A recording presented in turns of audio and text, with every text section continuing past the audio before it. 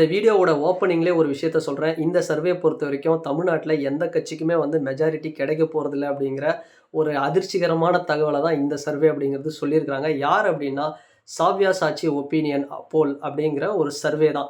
So இவங்க வந்து சாவ்யா சாட்சி அப்படிங்கிறது ஒரு மிகப்பெரிய ஒரு ஏஜென்சி தான். இவங்க எடுத்திருக்கிற சர்வேல தமிழ்நாட்டில் எந்த கட்சிக்குமேங்க ஒரு பக்கம் பார்த்தோம்னா டிஎம்கே நாங்கள் 200 மேலே வெல்வோம் அப்படிங்கிறாங்க. இன்னொரு பக்கம் ஏடிஎம்கே நாங்கள் 210 மேலே வெல்வோம் அப்படின்னு சொல்கிறாங்க. டிவிகேவும் பார்த்தோம் அப்படின்னா தனிப்பெரும்பான்மையோட ஆட்சி பிடிக்கும்னு சொல்கிறாங்க. நாம் தமிழர் வந்து கிட்டத்தட்ட ஒரு டஃப் ஃபைட்டு கொடுப்பாங்க இப்படிலாம் சொல்கிறாங்க. பட் இருந்தாலுமே யாருக்குமே மெஜாரிட்டிக்கு தேவையானது எவ்வளோ தமிழ்நாட்டில் 118 ப்ளஸ் இடங்களை வந்து ஜெயிக்கணுமா? அந்த 118 ப்ளஸ் இடங்களை யாருமே ஜெயிக்க போகிறதில்ல அப்படிங்கிற ஒரு அதிர்ச்சிகரமான ஒரு தகவல் தான். சரி யார் யார் என்ன அப்படின்னு பார்த்தோம் அப்படின்னா பிஜேபி என்டிஏ கூட்டணி இருக்குது பார்த்தீங்களா? அதாவது ஏடிஎம்கே, பிஜேபி இவங்க கூட்டணி அப்படிங்கிறதுக்கு இவங்களுக்கு தான் ஒரு பெரிய ப்ளஸ் இருக்குது. எவ்வளோடா ஜெயிப்பாங்க ஏடிஎம்கே அப்படின்னு பார்த்தோம்னா, ஏடிஎம்கே 96லேருந்து கிட்டத்தட்ட 116 சீட்டு ஜெயிப்பாங்க அப்படிங்கிற மாதிரி இந்த சர்வேல வந்து சொல்கிறாங்க. இதை தாண்டி இன்னொரு விஷயம், ஆனால் மெஜாரிட்டி கிடைக்கல, அது ஒரு வேறு விஷயம். பட் இவங்க எடப்பாடி தான் திரும்பவும் வந்து இபிஎஸ் ஐயா தான் வந்து சிஎம் ஆகிறதுக்கான ஒரு வாய்ப்பு இருக்குது அப்படிங்கிறத இந்த சர்வேல வந்து கிளியராக சொல்கிறாங்க. சரி அடுத்தபடி பார்த்தோம் அப்படின்னா இவங்க எவ்வளோ ஜெயிப்பாங்க? அதாவது டிஎம்கே உடைய ஒரு கூட்டணி, வலுவான கூட்டணி. ஒரு 25 கட்சி மொத்தமா சேர்த்து ஒரு மிகப்பெரிய ஒரு அலைன்ஸ் ஃபார்ம் பண்ணியிருக்காங்களே!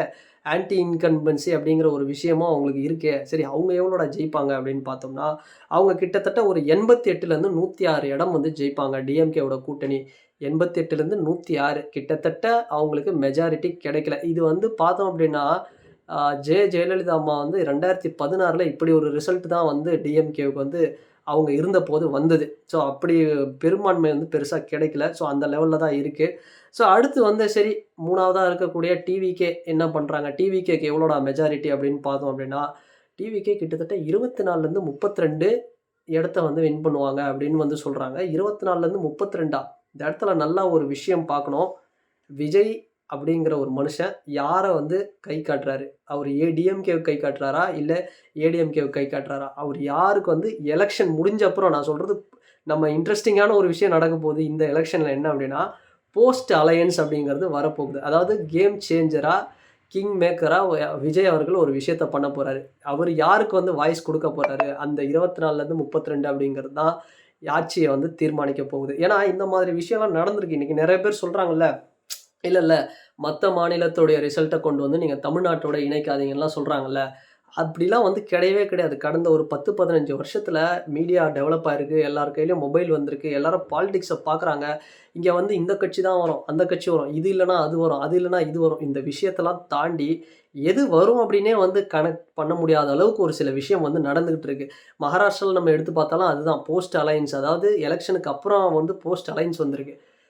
கிட்டத்தட்ட பார்த்தோம் அப்படின்னா, நம்ம பிஜேபியோட அமித்ஷா அப்படிங்கிறவர் வந்து ஒரு கிங்குன்னு சொல்லுவாங்க. இந்த போஸ்ட் அலையன்ஸ் அப்படிங்கிறதுல. அவர் வந்து என்ன பண்ண போறாரு, ஒருவேள எலக்ஷனுக்கு அப்புறம் சப்போஸ் டிஎம்கேவுக்கும் பெரும்பான்மை கிடைக்கல, ஏடிஎம்கேவுக்கும் பெரும்பான்மை கிடைக்கல அப்படின்னா, ஏடிஎம்கே பிஜேபி அலையன்ஸ்ல வந்து விஜய் நீங்க ஜெயிச்சிருக்கிற அந்த 32, 34 தொகுதிய எங்களுக்கு நீங்க சப்போர்ட் பண்ணுங்க.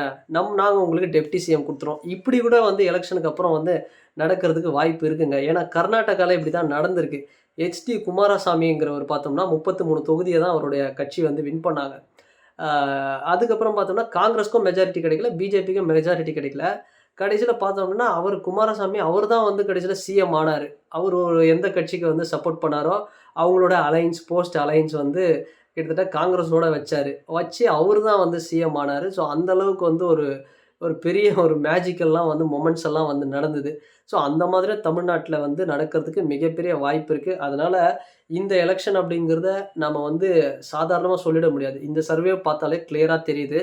இதுல வந்து நம்ம அசால்ட்டா சொல்லிட முடியாது. மீண்டும் நாம தான் வருவோம், திரும்பவும் நாம தான் வருவோம் அப்படின்னும் டிஎம்கே ஈஸியா சொல்லிட முடியாது. ஏடிஎம்கே, பிஜேபியும் வந்து பார்த்தோம்னா, அவங்களும் கான்ஃபிடென்ட்டா சொல்லிடவே முடியாது. அதாவது ஆட்சி 5 வருஷம் டிஎம்கே ஆண்டுட்டாங்க. அதனால இப்ப இந்த 5 வருஷம் நாங்க தான் வருவோம். அப்படின்னும் அவங்களும் வந்து ஈஸியா வந்து சொல்லிட முடியாது. பட் அதே மாதிரி விஜய் அப்படிங்கிறவர ஈஸியாவும் வந்து நம்ம ஒமிட் பண்ணவும் முடியாது. ஏன்னா அந்த மனுஷனுக்கு அவ்ளோ ஒரு மாஸ் இருக்கு. பாருங்களேன் 34லாம் வின் பண்ணாங்க அப்படின்னாலே, டிவிக்கு 100, 150லாம் கூட வின் பண்ண தேவையில்ல. ஜஸ்ட் இவங்க சொல்றாங்கல்ல சில பேரு 5 தொகுதி வின் பண்ணுவாங்களா டிவிக்கு, 10 தொகுதி வின் பண்ணுவாங்களான்னு. 30 தொகுதி வின் பண்ணாலே முடிஞ்சது கதை. யாருக்குமே இங்க மெஜாரிட்டி கிடைக்க போறதில்ல. இவர் கை காட்டுறவங்க தான் வந்து சிஎம் அப்படிங்கிற மாதிரி வந்து இதுவாகுது. அதுக்கப்புறம் எனக்கு தெரிஞ்சு, ஏன்டா இத்தன கட்சி நம்ம வந்து கூட்டணி வச்சோமேடா, மெஜாரிட்டி கிடைக்கலையே. அட்லீஸ்ட் இத்தன கட்சி இது பண்ணுறதுக்கு நம்ம போயிட்டு விஜய் கிட்ட ஒரு காம்ப்ரமைசன் ஐயா விஜய் இருந்தாலும் நம்மலாம் ஒண்ணு. உதயா யாரு? உன் தம்பி.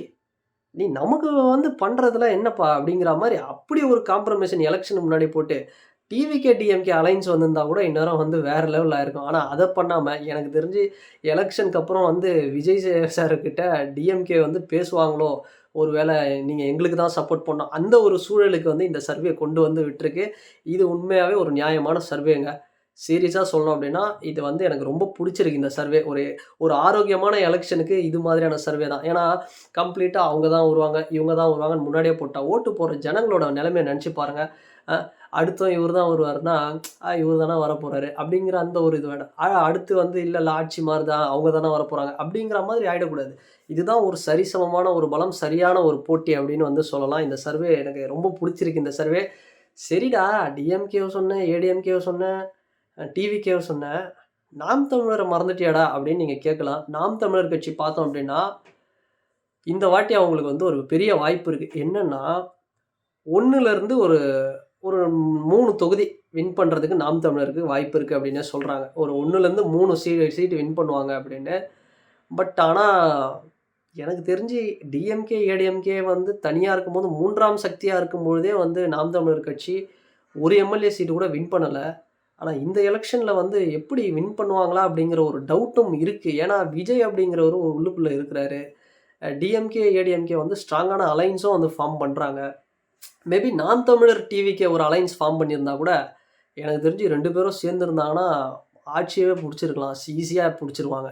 ஸோ, அந்த அளவுக்கு. ஆனா, இப்ப டிவிகேவுக்கு வந்து ஒரு பெரிய ஒரு சான்ஸ் இருக்கு. ஆனா, நாம் தமிழர் வந்து இந்த வாட்டி ஒரு எம்எல்ஏ எனக்கு தெரிஞ்சு சீமான் ஐயாவாவது வந்து வின் பண்ணி உள்ள போறதுக்கு ஒரு பெரிய வாய்ப்பு இருக்கு. பட் அதுதான் உண்மை. பட் இத தாண்டி விஜய் அவர்களோட ஃபேக்டர், ஃபேக்டர் தாங்க இங்க வந்து ப்ளே பண்ண போகுது. ஸோ டிஎம்கே, ஏடிஎம்கே யாருக்கும் மெஜாரிட்டி கிடைக்கப் போவது இல்லை. இது ஒரு அருமையான சர்வே அப்படின்னே சொல்லலாம். ஸோ நீங்க வந்து இந்த வீடியோ பார்த்துருப்பீங்க. அ என்ன வந்து உங்களுடைய மனசுல என்ன தோணுது? உங்களுடைய கருத்துக்கள் என்ன அப்படிங்கிறத இந்த கமெண்ட் செக்ஷன்ல கீழ மறக்காம வந்து பதிவிடுங்க. அண்ட் வேற ஒரு வீடியோல, வேற ஒரு கான்டென்ட்ல நான் உங்கள பார்க்குறேன். பாய்.